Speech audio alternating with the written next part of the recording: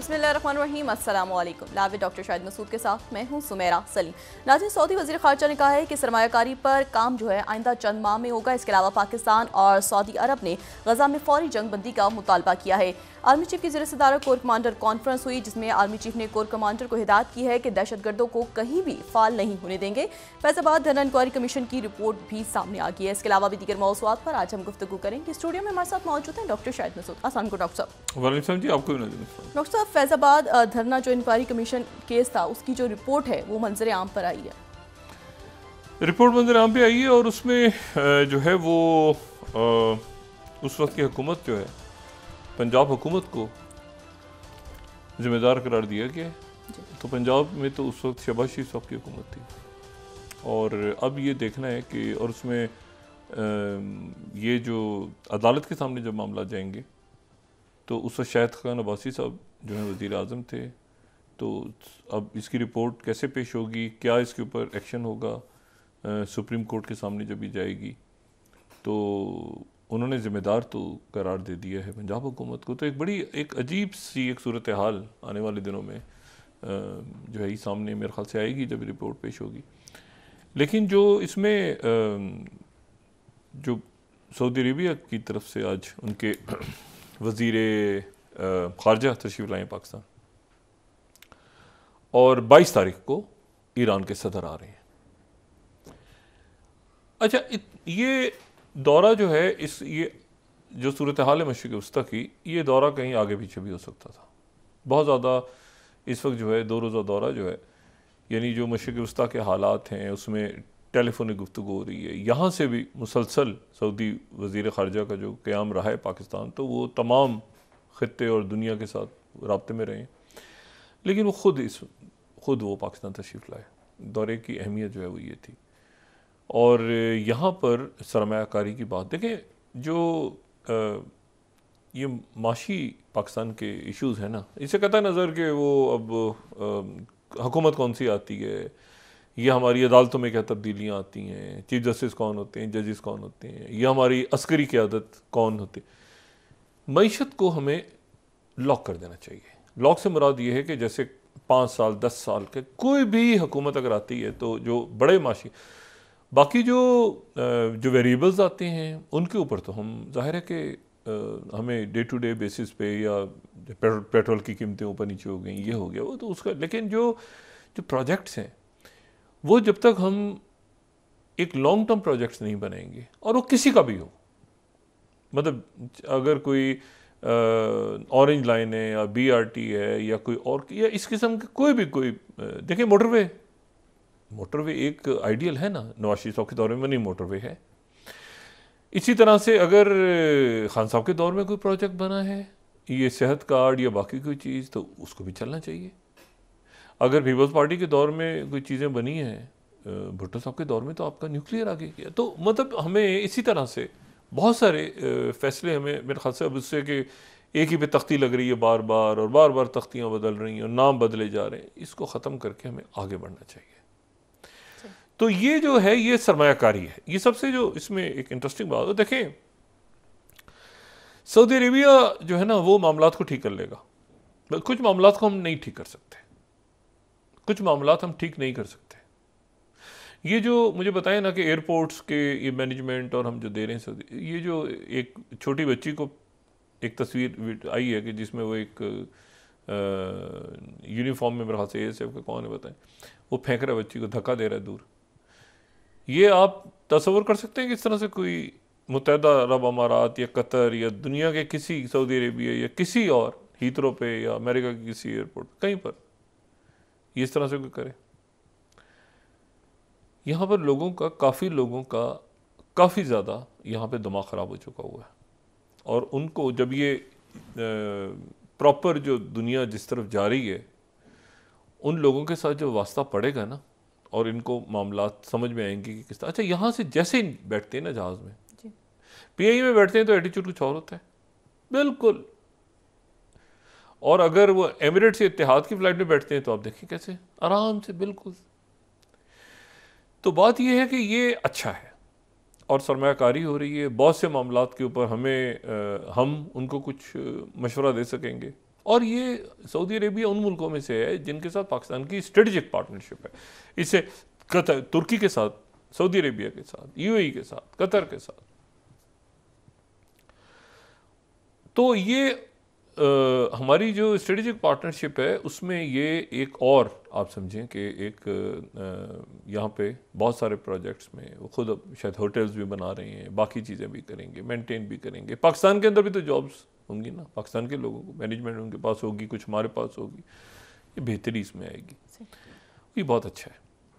और बाकी जो कोर कमांडर्स कॉन्फ्रेंस हुई उसमें वही मेरा तो उसी तरफ, उन्हीं जुमलों की तरफ ध्यान जाता है जिसमें जब ये बात होती है कि ये सारे मंसूबे जो है ना, जितनी सरमायाकारी हो रही है, ये जो कोर कमांडर्स कॉन्फ्रेंस के एलामिया का वो हिस्सा है ना कि जिसमें है कि स्मगलिंग और ज़ख़ीरा अंदोज़ी और ये बाकी मामलात और ये और वो सारा जो कि माशी दहशत गर्दी है, जो बराह रास्त आपके टेररिज्म के साथ लिंक्ड है। और जब ये हाथ पड़ा था, आप देखें एकदम से डॉलर काबू में आना शुरू हो गया था। ये चीनी स्मगल हो रही है, बाहर जा रही है, बाहर से महंगी वापस आ रही है। अजीब एक तमाशा, यहाँ तो अजीब एक मुल्क में हाल अभी भी ऐसे ही है। जब तक इनके ऊपर आप हाथ नहीं डालेंगे, मतलब यहाँ से बाहर जा रही है, बाहर से महंगी होकर वापस आ रही है, अपने ही सामान बाहर भेज रहे हैं, बाहर से मंगवा रहे हैं। तो ये सारा जो सिस्टम है ना, ये मेरे ख्याल से सिस्टम ये ठीक होगा और उसके नतीजे में सरमायाकारी आएगी और दुनिया अपने रास्ते खोलेगी पाकिस्तान के लिए। और ये कोई मुश्किल काम नहीं है। 25 करोड़ की लोग एक तरफ हैं और चंद 100 या चंद हज़ार लोग एक तरफ हैं जो कि अपने आप को शराफिया कहते हैं, लेकिन है वो बदमाशिया। उनको जब तक एक तरफ नहीं खड़ा किया जाएगा, ये मुल्क जो है ये आगे नहीं चलेगा। जो एलीट कह दें इसको, जो भी एलीट कैप्चर कहें, जो भी कहें। तो अब ये जब हम लॉन्ग टर्म मंसूबों की तरफ जा रहे हैं तो जाहिर सी बात है इसमें अकाउंटेबिलिटी और ये कि गड़बड़ ना हो, और ये ना हो कि दूसरी हुकूमत आई तो तब्दील कर दिया उसने अपने। अच्छा, यहाँ पर भी जो गुफ्तगू की उन्होंने आके फैसल बिन फरहान, फैसल बिन फरहान ने और बाकी जो डार साहब भी साथ थे, उसमें भी जिक्र जो था वो गज़ा के हवाले से, फ़लस्तीन के हवाले से सारा कुछ आया। देखिए, एक वो कहते हैं ना, चराग बुझने से पहले टिमटिमाता है। तो ये नेतन्याहू जो हैं इस वक्त उनका कुछ चराग टिमटिमा तो रहा है, लेकिन इस वक्त कोई वो एक भयानक गलती कर सकते हैं। और भयानक गलती जो है वो ये है कि एक तो उनके 5वां शायद जो है वो चौथा या 5वीं उनकी काबीना का, जंगी काबीना का इजलास आज दोबारा हो रहा है। और उनकी जो अफवाज के जो सरबराह हैं, उनका ये कहना है कि जी हम जो हैं वो यहाँ पर अब भी हम इसका बदला तो लेंगे और हर हाल में लेंगे। अच्छा, अब इसमें जो इशू है वो ये है कि वो बदला किस तरह से लेंगे। तो 3-4 चीज़ें हैं उनके पास कि वो जिनसे जो है वो बदला ले सकते हैं ईरान के ऊपर। उन्होंने कहा कि हम बदला लेंगे और बदले के लिए वक्त और जगह का इंतखाब हम खुद करेंगे और बदला लेंगे। अच्छा, बदला लेने के लिए 3 हैं मामलात। एक तो ये है कि वो ईरान के ऊपर, अच्छा ये भी उन्होंने बात की है कि लिमिटेड, हमें भी लिमिटेड करने की इजाज़त दी जाए, जैसे ईरान ने लिमिटेड किया है उस तरह से करने की इजाज़त दी जाए। और अमेरिका से मांग रहे हैं इजाज़त। लेकिन उसके साथ ही जो एक तशवीशनाक, इंतहाई परेशान कुन खबर है वो ये है कि वहाँ पर जो इंतहा पसंद एक ग्रुप है बहुत बड़ा, वो ये चाहता है कि इस मौके पे ईरान के ऊपर हमला किया जाए, और ना सिर्फ ये कि हमला किया जाए बल्कि ईरान के न्यूक्लियर जो उनकी तंसीबात हैं उनको तबाह कर दिया जाए। अच्छा, इसके ऊपर जो है वो आज आर्म्स कंट्रोल एसोसिएशन जो है, जो सेकंड स्लाइड हम दिखाएं, उन्होंने ये बात की है कि retaliation against Irani nuclear site would be counter productive.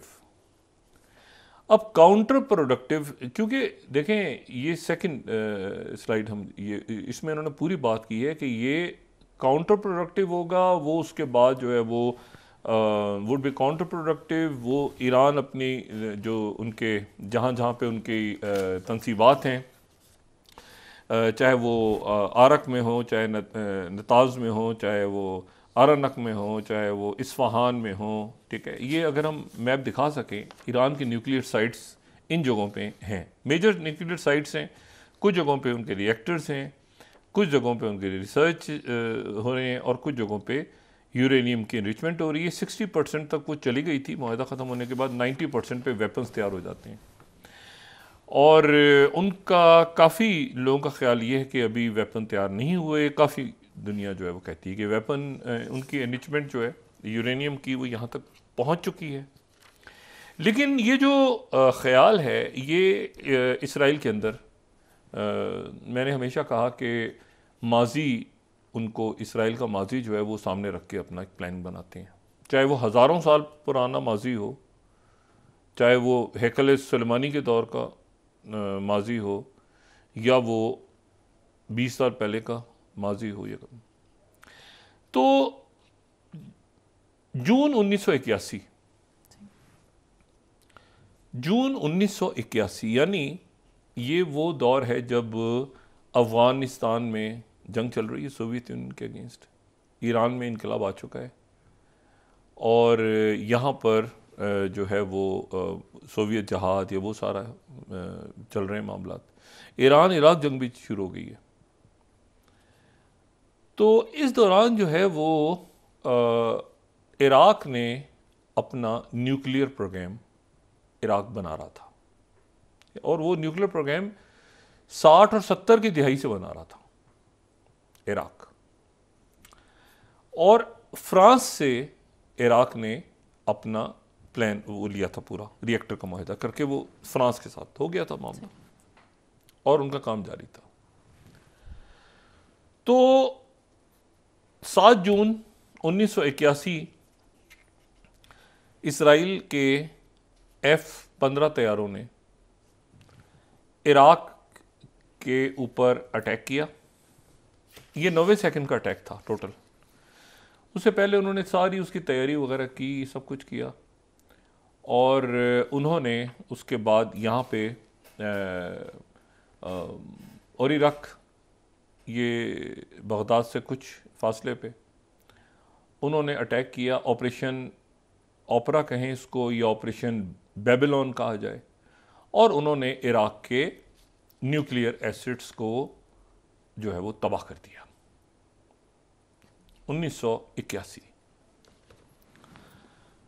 ये 90 सेकंड में सारी कार्रवाई हुई। और उन्होंने इस कदर, उससे पहले जो इनके न्यूक्लियर प्रोग्राम के जो इंचार्ज थे इराक के, वो उनका ताल्लुक इजिप्ट से था। उनको फ्रांस वो गए, पेरिस के होटल में उनका कत्ल कर दिया मुसाद ने। तो एक प्रॉपर एक पूरा मुसाद एक्टिव थी। और इराक जो है वो उसके बाद वो खड़ा नहीं हो सका। उसका जो न्यूक्लियर प्रोग्राम था वो तबाह हुआ, और न्यूक्लियर प्रोग्राम तबाह होने के बाद वो इराक का न्यूक्लियर प्रोग्राम कभी दोबारा बनने की कोशिश की सद्दाम हुसैन ने बनाने की, लेकिन फिर वो उसके बाद फिर ईरान इराक जंग छिड़ गई, फिर और मामलात हो गए, फिर केमिकल वेपन्स बने जो, लेकिन बाकी फिर तारीख का हिस्सा इराक का न्यूक्लियर प्रोग्राम इसराइल ने तबाह कर दिया।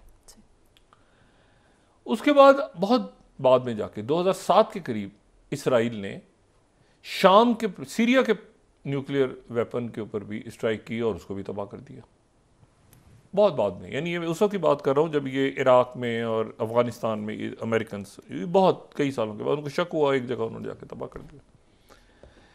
लेकिन इराक का जो तबाह किया था न्यूक्लियर प्रोग्राम, उसके फौरन बाद इसराइल के दिमाग में एक और ख्याल जागा, और वो ख्याल ऐसे जागा कि इसराइल ने ये प्लान किया कि कहूटा पे अटैक किया जाए पाकिस्तान में। और यहाँ पर जो है वो एक चार्ड में इसराइल का एक ऑपरेशन चल रहा था, चार्ड जो अफ्रीकन मुल्क है। तो यहाँ पे मौजूद एक शख्सियत ने, जिनका मैं इज्जत नाम नहीं ले रहा, वो शख्सियत जो है उनके नज़र से कोई किताब या कोई ख़त या कोई ऐसी चीज़ गुजरी जिसमें ये लिखा हुआ था कि इसराइल ने अर्जेंटीना की एम्बेसी के थ्रू चार्ड में ऑपरेट किया, क्योंकि इसराइल में चार्ड में इसराइली एम्बेसी थी नहीं। तो वो जो शख्सियत थी उसने यहाँ पे अर्जेंटीना की एम्बेसी को फॉलो करना शुरू कर दिया। तो उस वक्त एक एम्बेसडर थे अर्जेंटीना के, 81-82 की बात ही है, जौलक का दौर। तो पता चला कि जनाब कुछ अरसे के बाद उनका जो फर्स्ट सेक्रेटरी है वो यहाँ पे अडियाला जेल गया, और अडियाला जेल में एक डेजर्टेड भगोड़ा जो पाकिस्तान एयरफोर्स का एक बंदा था, उसको वो वहाँ पे कैद था, उससे मुलाकात की, और ये थोड़े अरसे के बाद वो बंदा जो है वो एक मगरबी सफारत खाने से बड़ी तगड़ी कॉल आई उसकी रिहाई के लिए। वो रिहा हो गया, और रिहा होने के बाद वो बहाल भी हो गया। बहाल हुआ, उसको शाम सीरिया गया, इधर गया, उसको लंदन के एक नाइट क्लब से जो है वो उसकी खिदमत हासिल की गई थी, और उसके बाद उसको जो है वो वहाँ से उसको वो डबल हो गया था। डबल क्या मतलब, उनकी तरफ चला गया था, इसराइल की तरफ। और वो जो है बंदा उसके बाद वो पाकिस्तान वापस आया, और पाकिस्तान वापस आने के बाद वो यहाँ से वो मौसूफ जो हैं वो इंडिया चले गए। और इंडिया जाने के बाद जो है वो प्लान ये बना कि इंडिया से जहाज़ जो हैं वो जो बंदा था उसका नाम था अकरम एवान, लेकिन उसका जो कोड नेम था उसका वो तो माइकल। तो माइकल जो हैं उन्होंने इंडिया से इसराइली जहाज़, वही F-15 तैयारे जो कि वहाँ पहुँचे हुए थे, यानी जो पहुँचे हुए थे जिन्होंने अटैक किया था इराक पे, वही प्लान यहाँ पे पाकिस्तान में तबाह कर दिया जाए न्यूक्लियर कहूटा पे। तो वो माइकल जो थे उन्होंने फ्लाई करना था वहाँ से, ठीक है, और यहाँ से नीचे सारा कम्युनिकेशन वगैरह सारा सिस्टम करके, और यहाँ पे तो यहाँ से वो वॉच हो रहे थे मौसूफ, यहाँ से उनकी हरकत और सकनात वॉच हो रही थी, और उनको यहाँ पे पकड़ लिया गया। ठीक है, अब मैं यहाँ पे कोट कर रहा हूँ Washington post 1982, 9th slide. Washington post 1982। Israel ने 4 मुल्कों के न्यूक्लियर पे नज़र रखी, सीरिया, इराक, ईरान पे अब, और उससे पहले पाकिस्तान। ये 9th स्लाइड अगर हम दिखा सकें, ठीक है। India set to air raid on Pakistan A plants. अच्छा, अब इशू ये है, India military prepared for a preemptive strike against Pakistani nuclear facilities. और इसके ऊपर फिर जो है ये बड़ी एक इंटरेस्टिंग सा एक वाक़या है कि जनाब उन्होंने पहले वहाँ पर किया। अच्छा, ये विल्सन सेंटर की लाइब्रेरी में जाए ना अभी भी, तो उसमें 7th स्लाइड, विल्सन सेंटर की लाइब्रेरी में आपको प्राइम मिनिस्टर बेगन का वो ख़त मिल जाएगा जो कि मार्गरेट थैचर को उन्होंने लिखा था 79 में, warning of threat posed by Pakistan nuclear programme. और ये इसके पूरे इसके नीचे आपको ख़तों के वो पूरा जो है वो मिल जाएगा आपको। ओरिजक, और लिख रहे हैं कि ओरिजक न्यूक्लियर रिएक्टर के बाद जो है वो उनको ये हुआ कि ये मुस्लिम बॉम्ब, इस्लामिक बॉम्ब, ठीक है ना, पाकिस्तान न्यूक्लियर प्रोग्राम को हिट किया जाए। तो वो जो मौसूफ हैं उनको बहरहाल पकड़ लिया। इंडिया को फिर यहाँ से मैसेज गया, इंडिया को मैसेज गया, और इंडिया को मैसेज गया। और अगर इसको इंडियन मीडिया में किसी ने देखना हो तो वो 8th स्लाइड है, 2015 में पूरा एक आर्टिकल इंडियन एक्सप्रेस का, did India plan a covert military attack on Pakistani nuclear reactor. और अगर किसी ने पाकिस्तानी मीडिया में पूरी डिटेल पढ़नी हो तो वो 10th स्लाइड, 8th और 10th। हमें वाशिंगटन पोस्ट को तो कोर्स कर लिया, हमने कोट कर लिया, लेकिन ये है कि डॉन 10th स्लाइड और 8th जो है वो इंडियन एक्सप्रेस। और इसके ऊपर फिर एक पूरी कहूटा के नाम से एक किताब इसके ऊपर शाये हुई। और वो किताब भी अगर हम दिखा सकें उसको, किसी ने डिटेल पूरी पढ़नी हो उस वाक़े की, तो कहूटा जो है वो किताब है, और उस किताब में कि ये the Indo Israeli plan to attack Pakistan nuclear plant, ये सगीर इकबाल साहब की कहूटा के नाम से किताब है। अच्छा, अब ये मैं सिर्फ बताने का मकसद ये है कि ये चूंकि माजी में हो चुका है। अच्छा, फिर उसके बाद ईरान के जो न्यूक्लियर है उस पर भी साइबर अटैक हुआ, ईरान ने उनके साइबर अटैक किया पहले, फिर उन्होंने ये मोहसिन फ़खरुज़ादे को 2020 में आर्टिफिशियल इंटेलिजेंस और रिमोट किलर से उनका कत्ल हुआ। तो मतलब इसराइल कर चुका है माजी में। ख़ास तौर पे मैंने आपसे कहा ना कि एक तो बिल्कुल ही कामयाब हुआ था इराक पे, एक सीरिया वाला, एक जो है वो पाकिस्तान पे नाकाम हुआ, बुरी तरह से नाकाम हुआ। लेकिन अटैक पाकिस्तान पे होने जा रहा था कहूटा पे, और ये ज़ियाउल हक साहब ने उस वक्त फिर सख्त मैसेज किया, इंडिया को भी गया, और वो फिर डिसबैंड हो गया सारा प्रोग्राम। बताया जाता है कि उस के बाद सद्दाम हुसैन ने इजरायली वज़ीर आज़म को, जैसे तो वो था ना कि कत्ल करने का, इनका भी कत्ल करने का इन्होंने प्लान बनाया कि उसको अगवा करके बेगम को मार दिया जाए। सद्दाम हुसैन ने वो भी बच गए। तो एक बड़ी ये माजी की बड़ी तल्ख है। मैं उसको कभी करंट पे आता हूँ, ताज़ा सूरत हाल पे। ताज़ा सूरत हाल ये है कि जनाब वहाँ पर ये बात डिस्कस हुई है, प्रॉपरली डिस्कस हुई है कि जी क्या न्यूक्लियर को हम बना सकते हैं निशाना, जैसे हमने माजी में बनाया है। जनरल हलेवी जो हैं उन्होंने तो ये बाकायदा बात कही है कि एक रिस्पांस होगा, लेकिन वो कहते हैं साथ ही कि रिस्पांस फिर उसके बाद वो अमेरिका का प्रेशर भी है, साथ दुनिया भी कह रही है कि भाई नहीं करो नहीं करो, नहीं होगा। तो वो शायद ये ना कर सकें, लेकिन एक सोच वहाँ पे है कि कुछ ना कुछ हमें ऐसा कर लेना चाहिए। अच्छा, जिनको इंटरेस्ट है कि इसमें क्या हुआ था सीरिया में, तो उनके लिए 5th स्लाइड में न्यूयॉर्क टाइम्स की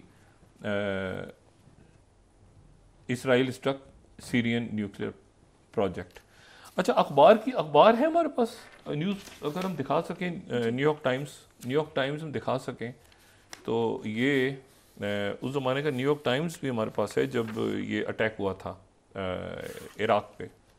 ये Israeli jets destroy Iraqi atomic reactor, condemn किया था अमेरिका ने और अरब नेशंस ने। अच्छा, तो ये बहरहाल अब आ जाएं आप ताज़ा सूरत हाल पे। ताज़ा सूरत हाल ये है कि इसराइल को अब यहाँ पे शायद वो ना कर सके, लेकिन अलर्ट है सारी दुनिया। उस वक्त में और इस वक्त में फ़र्क ये है कि उस जंग में सोवियत यूनियन फंसा हुआ था, आज रशिया जो है वो एक ताकत के साथ खड़ा है दोबारा।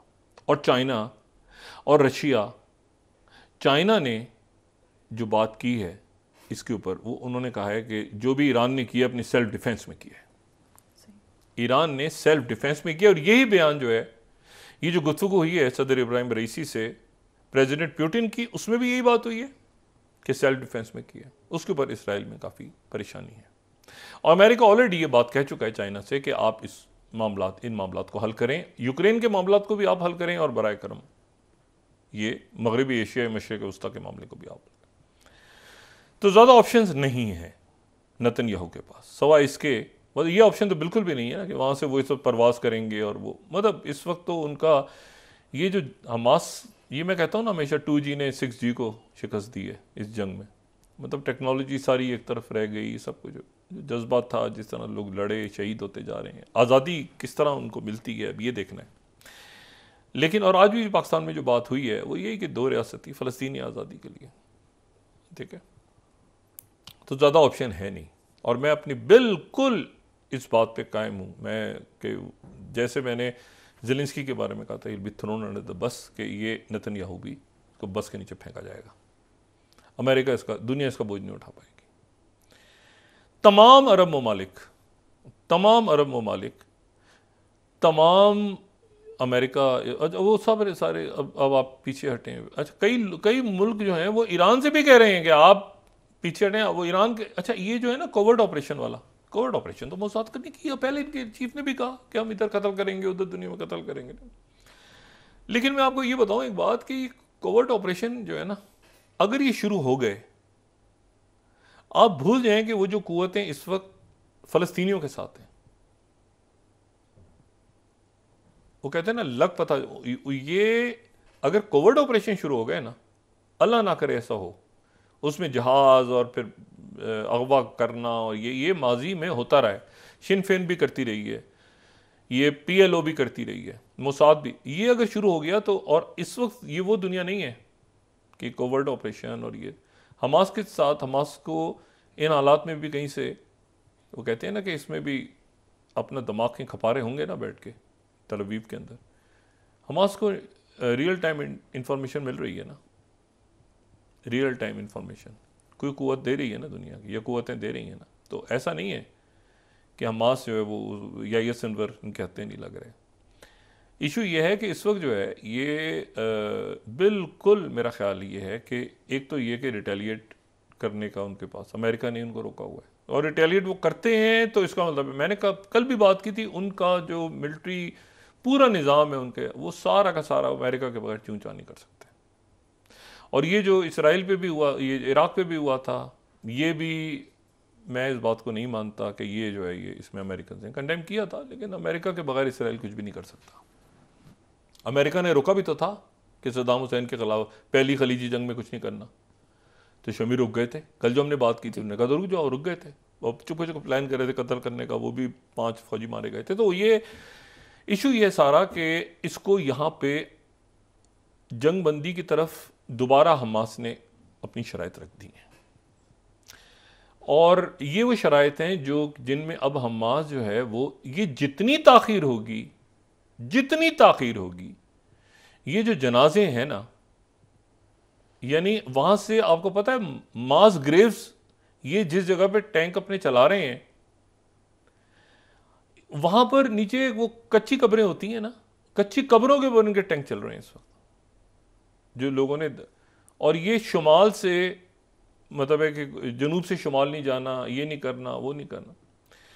तो ये वो दौर नहीं अभी भी, इसीलिए मैं कह रहा हूं कि जो इंतहा पसंद है ना वहां पे, जिनका ख्याल ये है कि वो वहां से अटैक करेंगे, और अटैक, और ये जो इनके बड़े ज़बरदस्त जो IAEA के हैं, जो इस वक्त IAEA की सरबराही कर रहे हैं, उन्होंने इस पे बड़ा सख्त स्टांस लिया हुआ है। ये हम अगर वॉइस ऑफ अमेरिका को हम कोट कर देते हैं, उन्होंने कहा है कि भाई ये वो जो स्लाइड भी हमने निकाली थी, ये जो हैं ये ग्रोसी जो हैं, इन्होंने, ये अर्जेंटीना से इनका ताल्लुक है, और ये अर्जेंटीना के एम्बेसडर भी रहे हैं, और बड़े ज़बरदस्त इन्होंने कहा है कि जी ये अभी कुछ देर पहले इन्होंने कहा है कि इंस्पेक्टर्स जो हैं वो उन्होंने ब्रीफली काम रोक दिया ईरान के रीजनल टेंशन की वजह से। ईरान के जो फैसिलिटीज़ हैं, न्यूक्लियर फैसिलिटीज़, वहाँ पे ग्रोसी ने काम रोक, उन्होंने कहा कि हमने काम रोक दिया न्यूक्लियर फैसिलिटीज़ पे ईरानी असॉल्ट के, ठीक है, फियरिंग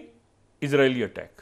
यानी मैं जो बात कर रहा हूँ उसकी ये वजह है, ये जो उन्होंने रोका है इस वजह से रोका है कि ईरान के न्यूक्लियर एसेट्स के ऊपर इसराइल के हमले का खतरा है। अच्छा, इसराइल के हमला, मैंने आपसे बात की कि ये एक तो वो कह रहे हैं कि ये तो उन्होंने रोक दिया काम, एक पूरा तबका ऐसा है जो कह रहा है नहीं, लेकिन कुछ लोग ऐसे हैं जो कह रहे हैं कि नहीं, इसी हल्ले गुल्ले में ले जाओ ईरान का न्यूक्लियर। अच्छा, ईरान का न्यूक्लियर तक जाने की, वो जो सदर इब्राहिम रईसी हैं, उनकी प्यूटिन से भी बात हुई है, उनकी सऊदी अरेबिया के साथ बात है, उनकी चाइना के साथ बात हुई है, बिलवास्ता तौर पे थ्रू स्विट्ज़रलैंड। स्विस एम्बेसी काम करती है, अमेरिका और ईरान के दरमियान अगर बात करनी है तो स्विस एम्बेसी तेहरान में एक्टिव, उनके थ्रू प्रेसिडेंट बाइडन आगे पीछे दाएं बाएं वो हर जगह अपने मामलात को रोक के बैठे हैं कि हम एस्केलेशन नहीं चाहते, इसको मसले को वापस लेके जाएं। लेकिन मैंने कहा ना, कोवर्ट अगर ऑपरेशन हो गए तो वो फिर उसमें फ़लस्तीनी क्या करेंगे, ईरान क्या करेगा, कौन सा मुल्क क्या करेगा, वो अलग किस्सा है। लेकिन अगर ये अटैक हुआ प्रॉपर, जिसकी कोशिश हो रही है, ये जो मैंने आपको IAEA के सेक्रेटरी जनरल को कोट किया कि जी वो बंद कर दिए उन्होंने इंस्पेक्शन सारे, क्योंकि इसराइल अटैक कर सकता है, यानी न्यूक्लियर जंग। तो बात यह है कि ये होना नहीं चाहिए, मेरा ख्याल है होगा नहीं, लेकिन इस ऑप्शन को बहरहाल तल अवीव में सोचा जा रहा है। सही। तो और मेरे ख्याल से वक्फे ब्रेक के बाद आके उसमें बात कर लेते हैं, क्योंकि इसी दौरान जो है ना, अब इराक के अंदर एक नई डेवलपमेंट हो रही है। ये सारे मामला आपस में इतने इंटरलिंक्ड हैं कि ऐसा होना नहीं चाहिए। लेकिन मैं आपसे कह रहा कि माजी में चूंकि कर चुके हैं, एक कामयाब अटेम्प्ट, एक बल्कि दो कामयाब अटेम्प्ट्स, एक नाकाम अटेम्प्ट और तीसरी का सोच रहे हैं जी। तो कहीं कहीं पाकिस्तान का जिक्र भी आ जाता है दरमियान में माजी में। जी नाज़रीन, वापस आते हैं एक छोटे से ब्रेक के बाद।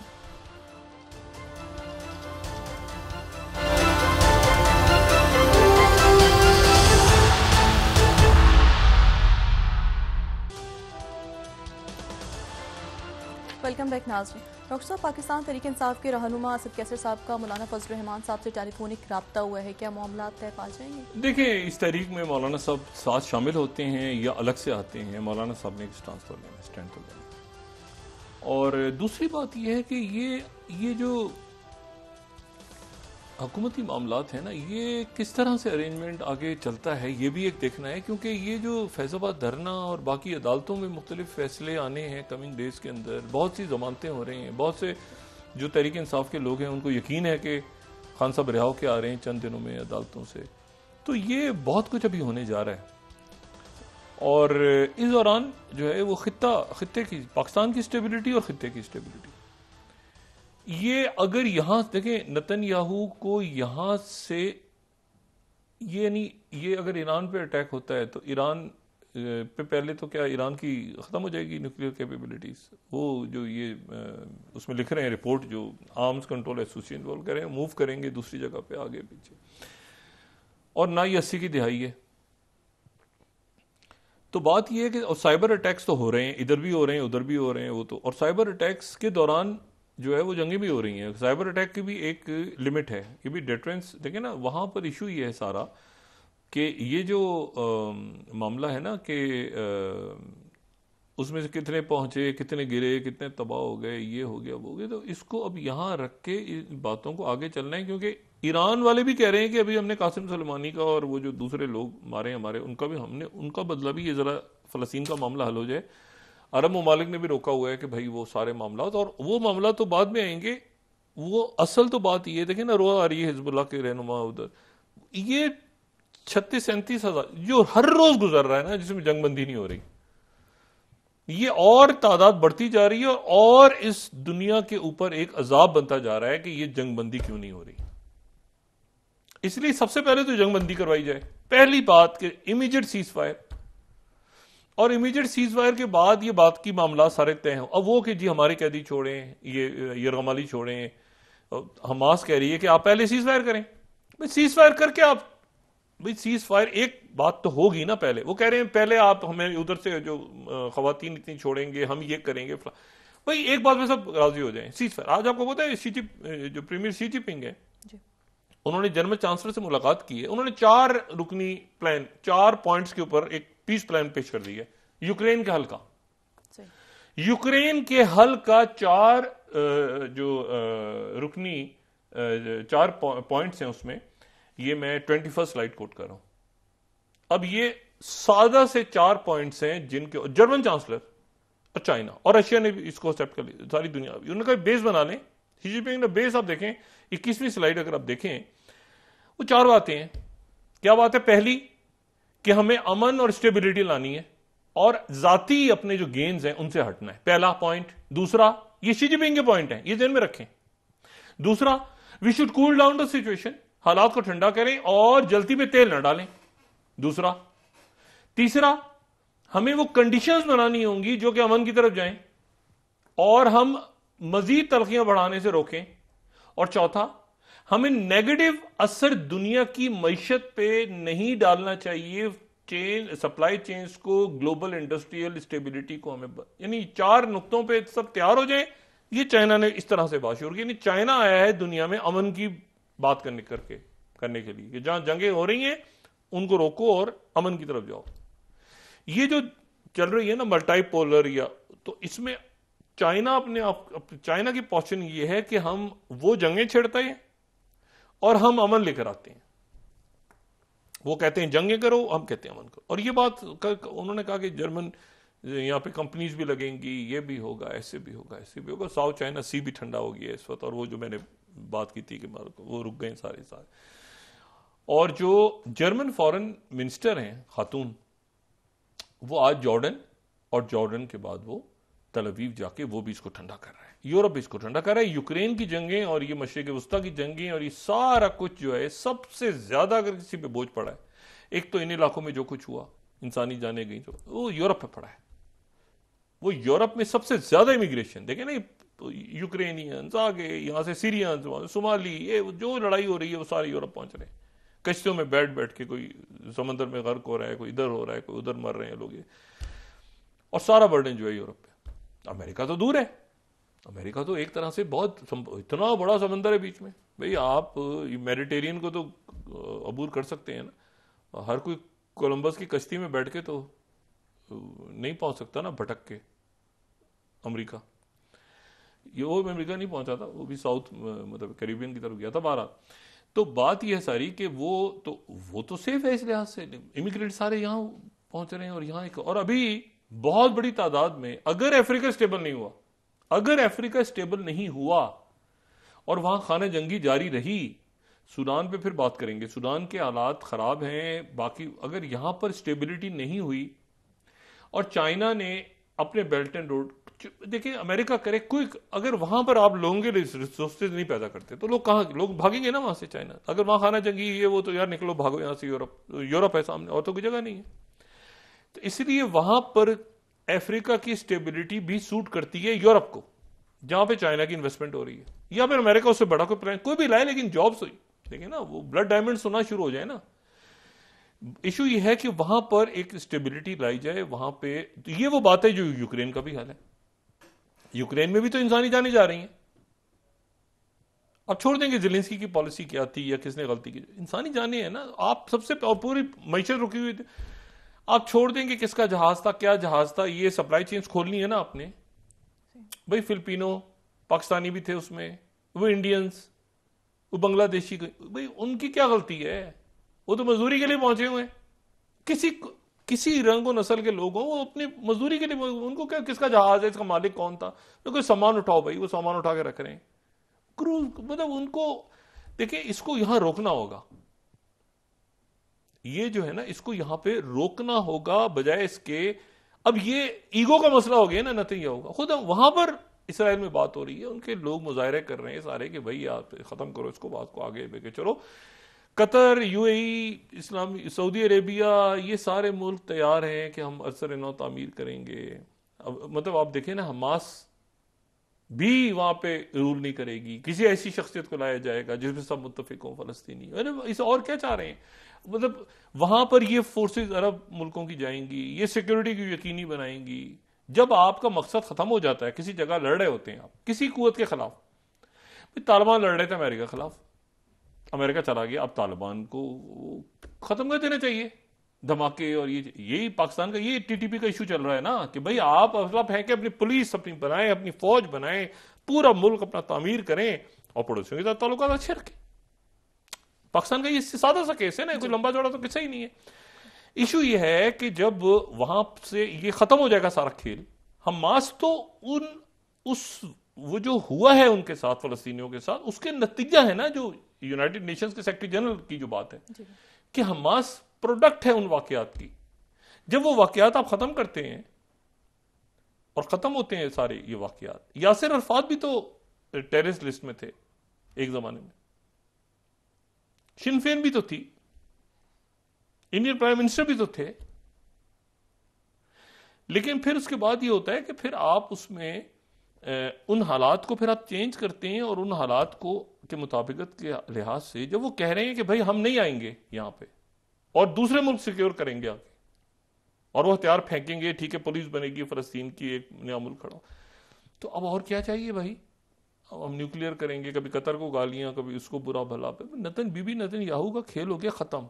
अब फेंकना कब है बस के नीचे, फेंके तो जा चुके हैं, पकड़ लिया ना कि भाई हमला नहीं करो, लेकिन एक सोच वहां पे अभी भी कि जी हम हमला करेंगे, न्यूक्लियर करेंगे। देखिए हमने पाकिस्तान पे कर दिया था, कुछ प्लान किया था पूरा, और ये 80 या हमने इराक पे कर दिया था। इराक के फौरन बाद कामयाबी से उन्होंने कहा पाकिस्तान के पीछे जाओ,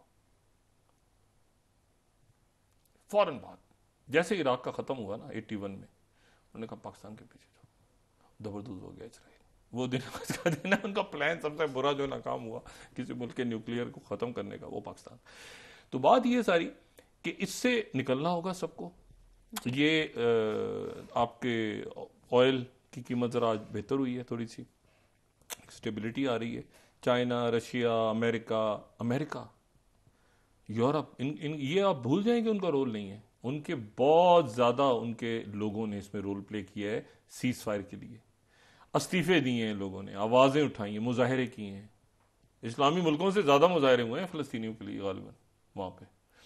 तो बात यह है कि उन लोगों को भी सलाम, डॉक्टर्स वहाँ के आएँ, देखें, मीडिया को खोलें। और नेतन्याहू को, अब मुझे नहीं पता कि जंगी जराइम का इसमें मुकदमा चलेगा, क्या होगा, खुदा जाने। ये इससे फंसा हुआ, अपना सोच रहा है ना, इसराइल की परवाह है ना, इसको इंसानों की परवाह है ना, दुनिया की।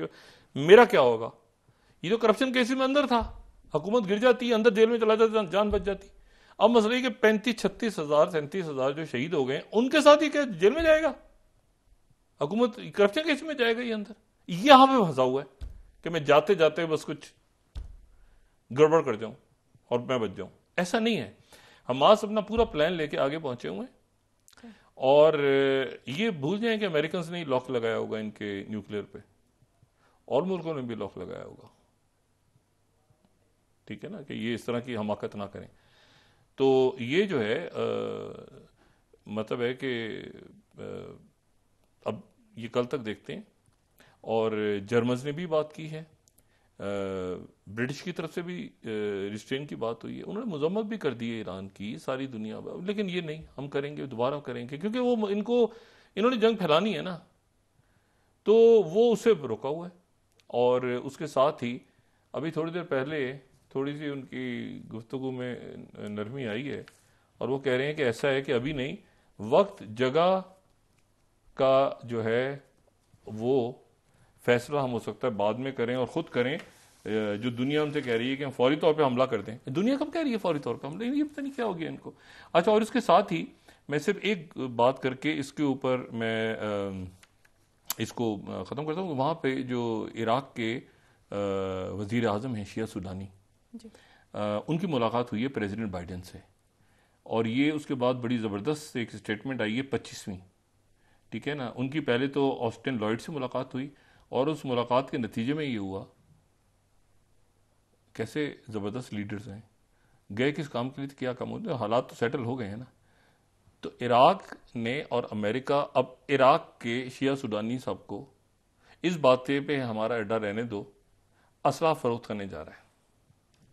शिया सुडानी साहब असला ले रहे हैं और जहाज भी ले रहे हैं। ये पढ़े जरा स्टेटमेंट, जो 25वीं स्लाइड पढ़ें, और वो उसमें जो है वो लिखा हुआ है बाकायदा कि जनाब एयरक्राफ्ट ले रहे हैं और ये ले रहे हैं। ये 25वीं स्लाइड अगर दिखा दें तो फिर मैं इस तस्वीर को गौर से देखते हैं। चलें पहले वो स्लाइड दिखाते हैं। ये ऑस्टिन लॉयड से मुलाकात हुई सुडानी साहब की, शिया सुडानी साहब की, और उसमें जनाब उन्होंने मुआहदा कर लिया कि जनाब ये हमारे पास जो है ये डिफेंस का मुआहदा हो गया, ये 550 मिलियन के नए पेमेंट शेड्यूल हो गई, फलां हो गए, ये हो गया, वो हो गया, सारा मुबारक हो। लेकिन ये जो मुलाकात हुई है ना दोनों की, शिया सुडानी की मुलाकात जो हुई है प्रेसिडेंट बाइडेन से, प्रेसिडेंट बाइडेन के हाथ में कागज है। उस कागज को प्रेसिडेंट बाइडेन, ये बड़ा करें ना भाई, ये प्रेसिडेंट बाइडेन ने उसको अपनी जेब में रखा है। उसको यहां रोके इसको बड़ा करें। प्रेसिडेंट बाइडेन ने शिया सुडानी से, इराक के वजीर आजम से मुलाकात के बाद इसको रखा है अपनी जेब में। अब इसको जरा जूम करें, पार्टनर इराक, पॉज, सिक्योरिटी, इसको जूम इन करके दिखाते हैं ये। अच्छा तो अब आप देखें, मुझे आप ये बताएं कि उधर से मतलब है कि भाई हमें ना रखो, तो ये जेब में रखा है उन्होंने। ये शिया सुडानी साहब से मुलाकात के बाद जेब में रखते रखते ये जो है ना, ठीक है कि भाई हम आपके साथ कोऑपरेट करेंगे, सारा कुछ करेंगे, आपको ये वो सारा एयरक्राफ्ट देंगे, ये देंगे, वो देंगे, फलां देंगे। ये यहाँ से कहते कि हम आपको निकालने जा रहे हैं, वहां जाके उन्होंने मनाया कि भाई हमने रहना मिडल ईस्ट में भी। तो ये जो है, ये जनाब प्रेसिडेंट बाइडेन का खत जो है, उस पर पार्टनर, पॉज, सिक्योरिटी, इराक, ये सारा लिखा हुआ है। तो मुबारक हो। और ये गलती नेतन्याहू बिल्कुल भी ना करे कि वो जो है वो इस किस्म की हमाकत करे, फौरी तौर पे सीज फायर की तरफ जाएं और फिर उसके बाद ये शराइत उधर से भी लचक दिखाई जाए, इधर से भी लचक दिखाई जाए, सीज फायर की तरफ जाएगा, मुझे शरारत ना की जाए। जी बहुत शुक्रिया डॉक्टर साहब। नाज़रीन, इसके साथ ही आज का प्रोग्राम अपने इख्तिताम को पहुंचा। मुझे सुमेरा सलीम को इजाजत दीजिए। अल्लाह ने के बाद। जी डॉक्टर साहब। अपने दोस्तों रिश्तेदारों गुर्दनवाह के लोगों का सब ख्याल रखिएगा। अल्लाह हाफिज़।